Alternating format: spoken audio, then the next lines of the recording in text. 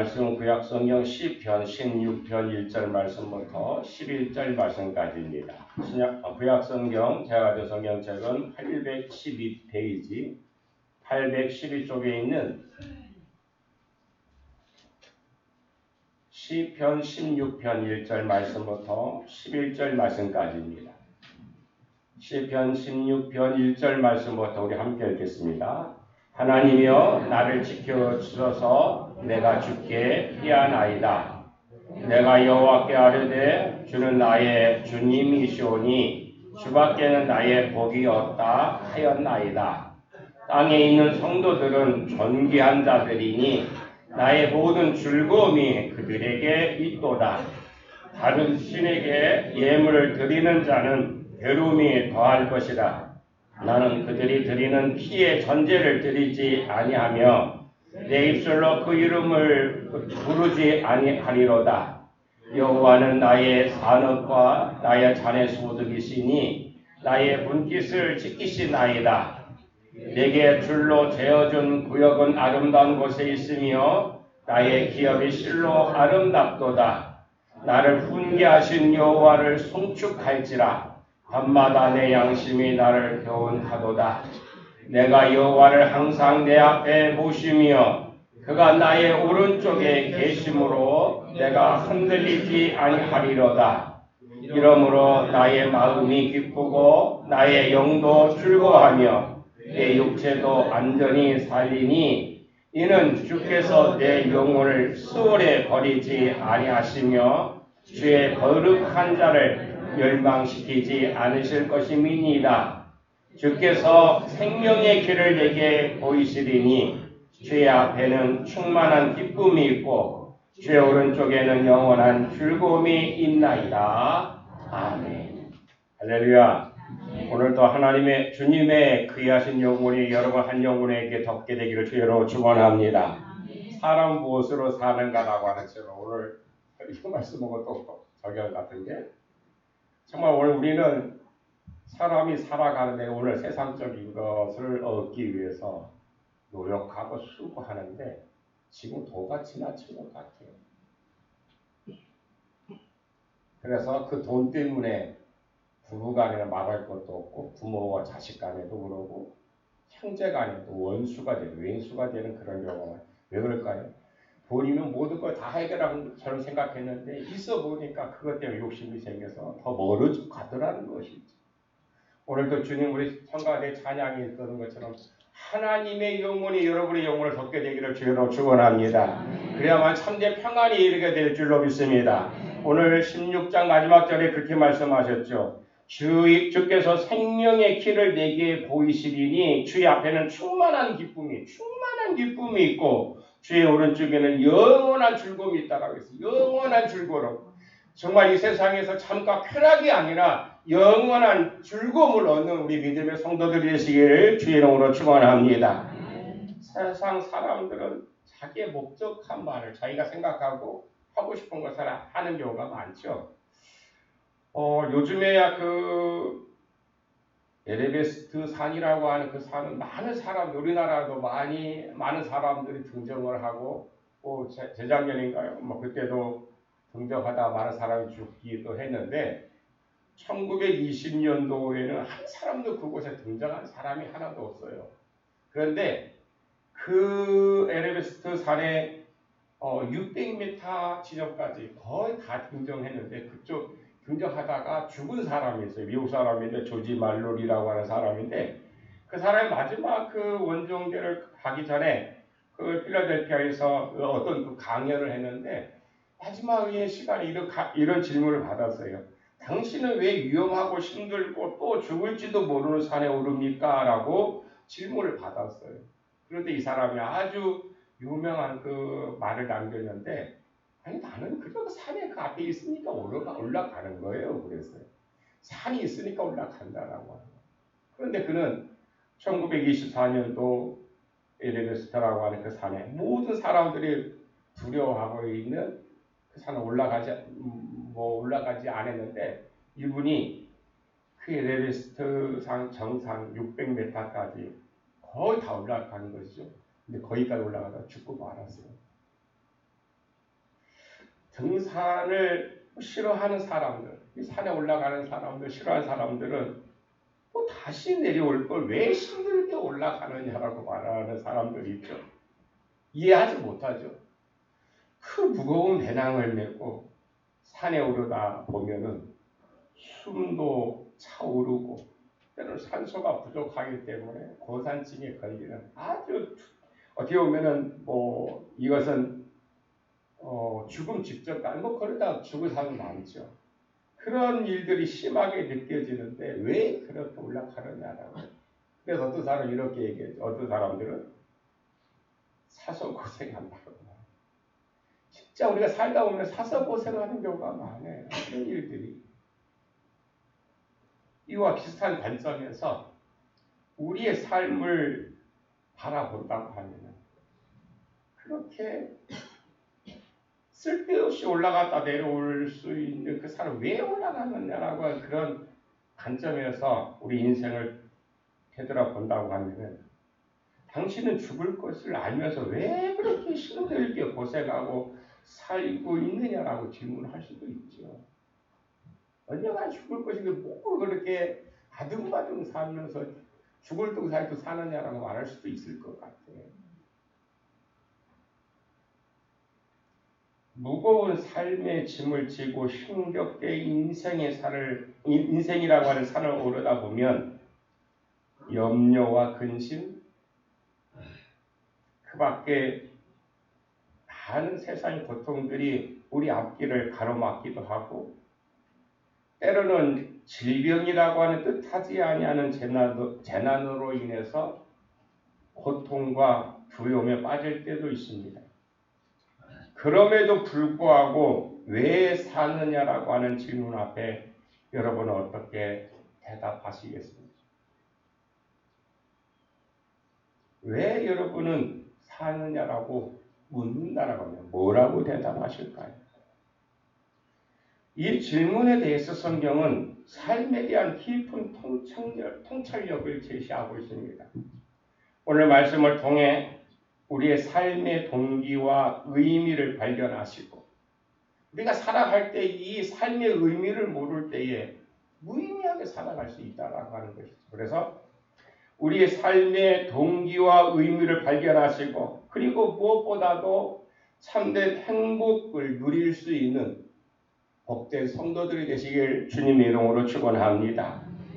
사람들은 저마다 행복을 추구합니다. 그중 많은 사람들은 지위가 높아지고 권세가 있어지고 돈이 많으면 행복도 비례할 것이다라고 오해를 합니다. 그래서 죽을 똥 살 똥, 때로는 부부 간에도 부모와 자식 간에도 그런 모든 것들을 얻기 위해서 헌신짝처럼 버리는 그런 경우가 있죠. 어저께 그 뉴스를 보면서 젊은 엄마인데 3살짜리 아이를 그 뜨거운 날 집에 혼자 방치했다가 죽었어요. 도대체 이해 안 가는 것인데 근데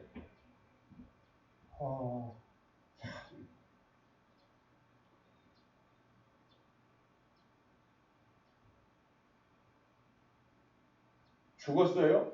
집에 와서 며칠 놀다 와서 77시간이라는데 죽었어. 죽었으면 바로 어떻게 처치해야 되는데 또 나갔어.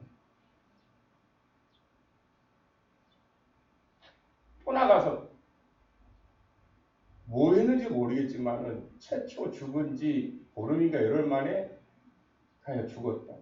신고를 했어. 이미 아이는 부패가 될 그런 상황이었어. 왜 그런 일이 있을까? 그거는 뭐 물론 살기 힘들어서 그런지 모르겠지만은 부모로서 도대체 이해할 수 없는 그런 일들이 왜 그럴까? 이 경제 발전이라고 하는 그 삶 속에서 우리의 정신적인 그런 모든 것들이 피폐해져 가고 돈이 우상화되어 버리는 오늘 현실에 그 부작용이 아닐까 생각을 해봤습니다.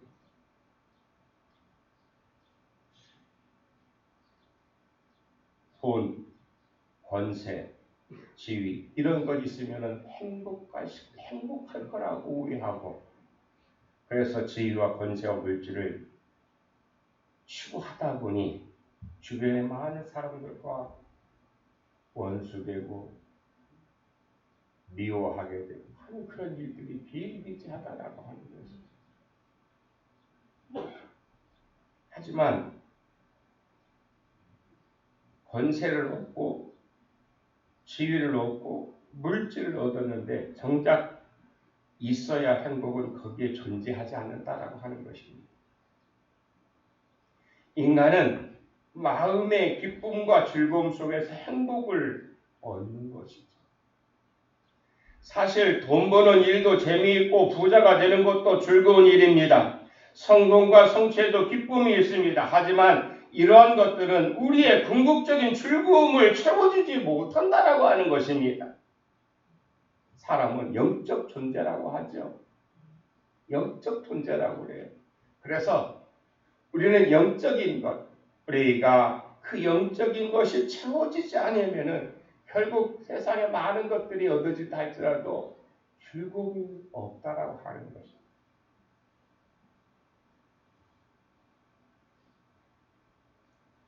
육신의 즐거움도 즐거움이겠지만은 영적인 즐거움이 충족될 때에 비로소 참된 행복감을 느낄 수가 있다라고 하는 것입니다. 요즘에 행복을 누리는 사람들이 있어요. 이게 지금 우리 교회에서 인도네시아의 알파 오메가 교회 거기에 선교비를 보내서 지금 이제 이 내부 십자가를 걸고 있어요. 걸고 있는 확인해서 내부 봉사 지금 거의 이제 하고 있는 중입니다. 그래서 이 사람도 얼굴 보세요. 다 화나죠? 다 화내. 여기 이분이 꽃방 예수 목사님 같아요. 여자 목사님. 이분. 즐거움. 왜 즐거울까? 처음에 시작할 때 보니까 정말 저 사람도 어디 교회를 저질까라고 하는 그런 모습들을 봤어요. 옛말에 시멘트 지어가면서 우리 지금 그렇게 하는 거 아닌가요? 그러죠? 또 하나 이것은 수율이 지금은 이제 철거됐는데 저도 여기에서 공부했는데 수율에 있는 그 한신대학교 본관 건물입니다. 여기에서 제가 공부를 했습니다. 여기 멀리서 이제 사진 찍었는데 이게 이제 1957년도에 이제 그 한신대 시작할 때에 찍은 사진입니다. 여기 보면 이분이 김재준 목사님이고 이분 때문에 사실은 이분이 신실하고 공부했다고 모세 오경에 대한 이야기를 했다가 예장에서 쫓겨나고 분리된 그런 상황입니다. 여기 이분이 그 한태영 그 부통령이죠. 그분이 오셔서 이렇게 하신데 했던 이 돈이 기장이 돈이 많아서가 아니라 카나다 교회에서 도와줘서 교회를 치는 거예요. 우리 기장에는 그러한 데가 많아요. 오장로님도 아시겠지만 이서의 농촌개발원이라는 것이 있어요. 거기도 보면은 거기 사람들이 그 프로젝트에 의해서 그곳에 땅을 사가지고 우리 기장교회가 서대문의 교육원이라고 하는 것도 거기에도 마찬가지입니다. 그분들의 헌신이 있었기 때문에 지금 그와 같은 거예요.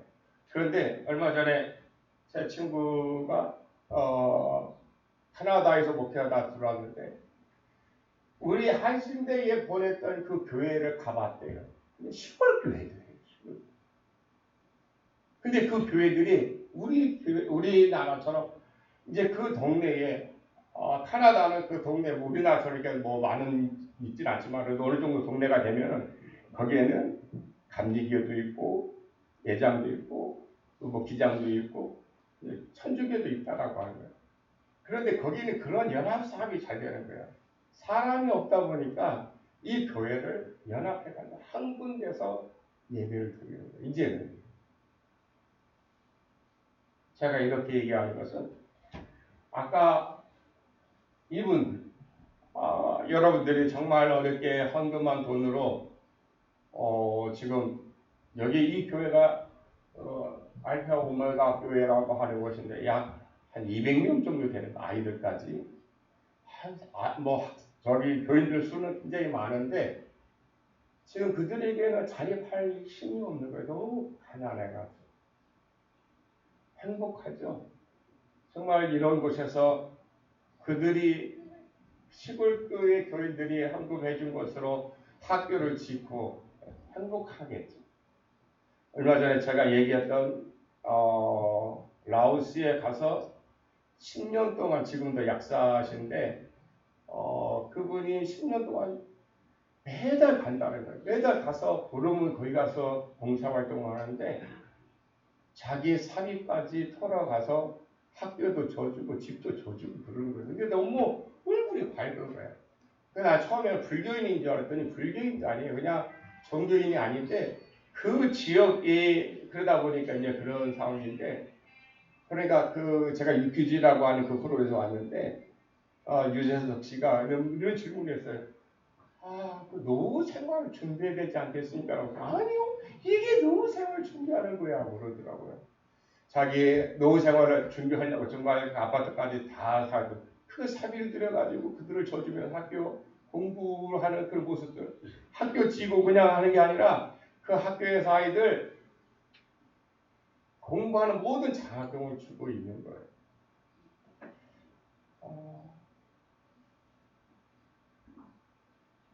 정말 사람 무엇으로 살까? 무엇이 행복할까라고 합니다.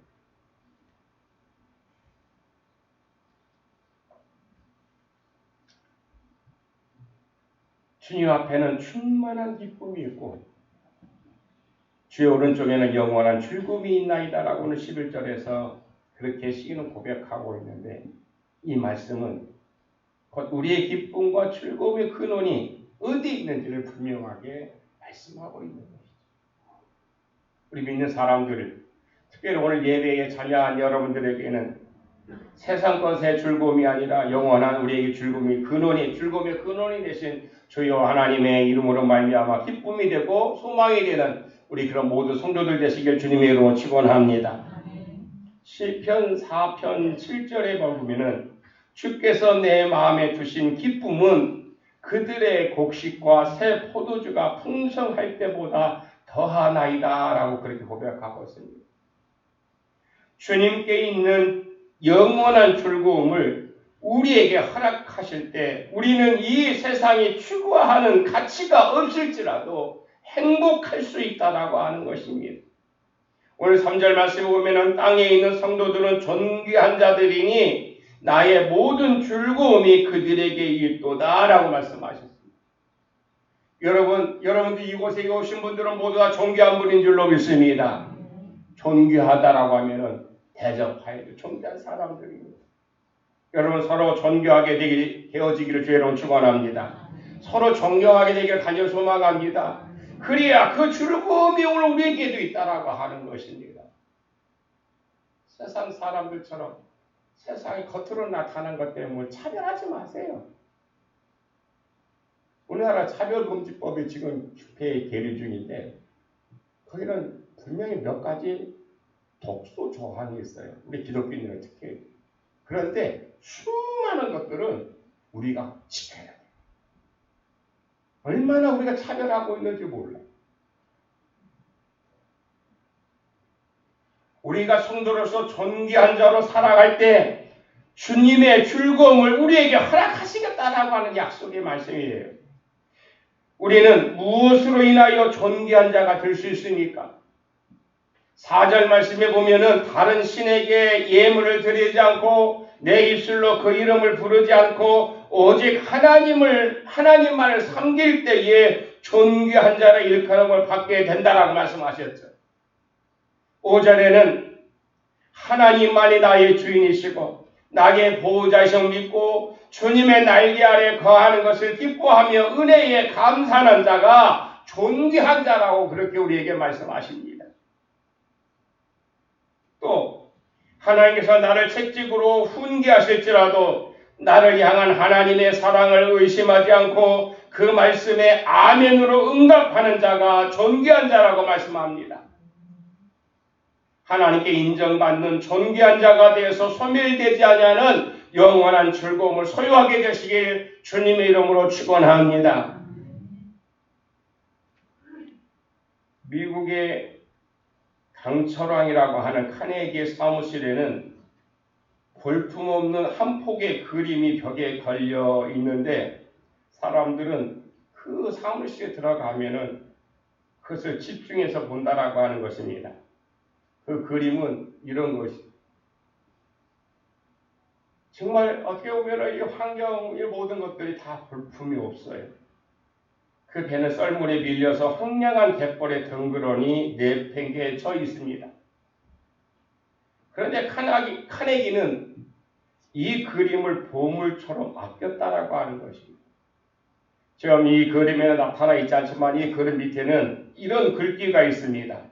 반드시 밀물이 밀려오리라.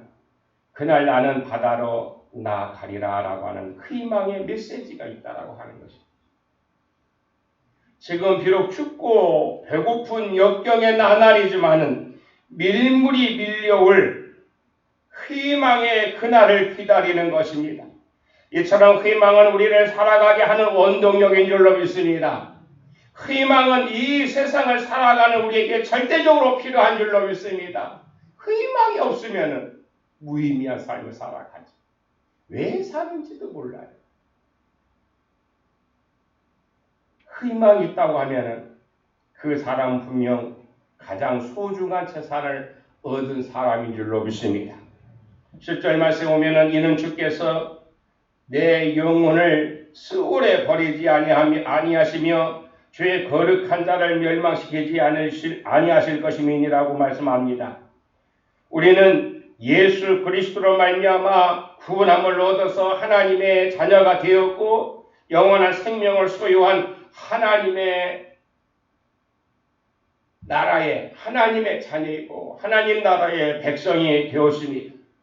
한 폭의 그림에서 한 줄의 메시지에서 발견한 희망으로도 삶의 의욕을 불태우고 성공적인 인생을 살 수 있다라고 하면은 만왕의 왕 되신 예수 그리스도 안에서 영원한 희망을 발견한 우리의 삶의 소망이 어떠해야 하겠습니까?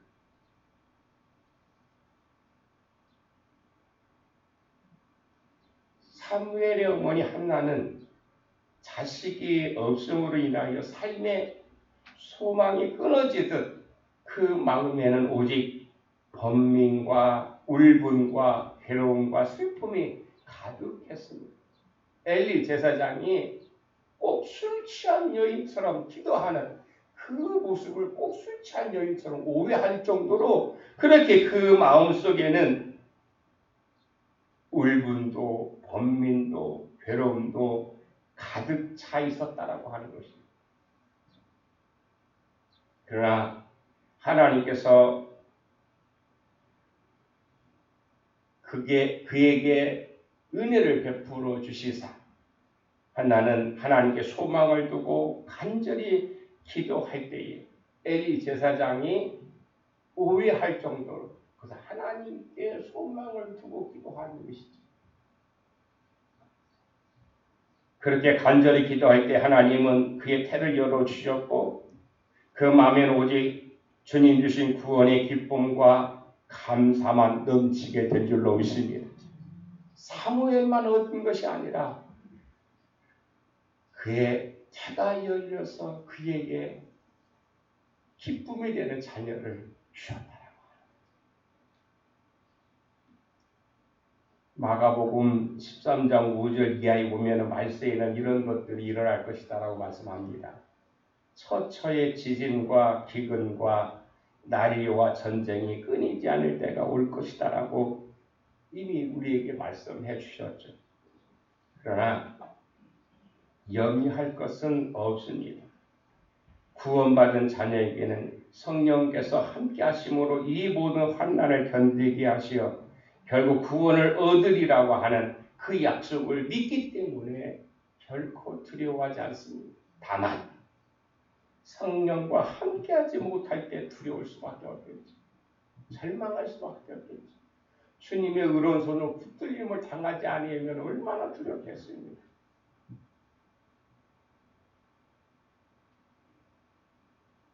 우리가 희망의 씨앗을 품으면 열매를 맺을 때가 오게 될 줄로 믿습니다. 희망은 하나님께서 만드신 것이기 때문에 우리가 희망을 품으면 하나님께서 우리를 소망의 항구로 인도해 주실 줄로 믿습니다. 여러분, 사람이 무엇으로 삽니까? 행복입니다. 그런데 그 행복은 즐거움 속에 얻는 것이고 희망이 있을 때에 유효한 것입니다. 그리스도인에게는 세상에 줄 수도 없고 빼앗을 수도 없는 오직 주님께서 내 마음에 주신 즐거움이 있는 줄로 믿습니다. 그것은 바로 주님이 주신 구원의 기쁨입니다. 또한 험난한 세상 속에서도 기뻐할 수 있는 영원한 나라에 대한 소망인 줄로 믿습니다. 우리에게는 바로 이 즐거움과 희망의 근원 되시는 예수 그리스도와 계신 줄로 믿습니다. 그래서 우리는 오늘 또 내일 또 희망과 기쁨 속에서 살아가게 될 줄로 믿습니다. 내 마음속에 주님을 모시지 못하면 불안할 수밖에 없어요. 내 마음속에 주님의 영접하지 않으면 오늘 성가대 찬양이 그랬던 거죠. 주님의 영혼이 나를 덮을 때에 바로 주님께서 내 마음에 함께 하실 때에 불안과 염려와 미움이 사라지고 주님이 약속하신 영원한 기쁨이 임하게 될 줄로 믿습니다. 험난한 세상 속에서 기뻐할 수 있는 영원한 하나님의 나라의 소망은 오직 예수 그리스도 안에서 얻어지게 될 줄로 믿습니다. 우리에게는 바로 이 즐거움과 희망의 근원 되시는 예수 그리스도를 고백하고 그분과 동행할 수 있는 믿음이 있었기 때문에 오늘 우리는 우리 입술로 말미암아 주님을 찬송하고 고백하고 주님의 말씀을 살아가게 되는 줄로 믿습니다. 그래서 우리는 오늘 또 내일 또 희망과 기쁨 속에서 살아갈 수 있게 될 줄로 믿습니다. 여러분 다시 한번 묻습니다. 오늘도 여러분은 왜 살아가고 있습니까? 험난한 세상 속에서 영원한 기쁨으로 희망으로 주님과 함께 승리하는 주님의 천국 백성들이 되시길 주님의 이름으로 축원합니다. 기도하시겠습니다. 고마우신 하나님, 우리에게 영원한 약속을 허락하시고 우리에게 그 길을 열어주시기 위하여 이 땅에 오신 주님, 주님의 모습을 닮아가는 우리 모든 성도들 되게 하여 주옵소서. 오늘 우리가 세상 사람들이 차지하는 그러한 세상 것이 아니라 오직 주님의 말씀으로 주님의 약속으로 그 나라 이르기까지 주여 저희들을 인도하여 주시옵소서. 예수님의 이름으로 기도하옵나이다.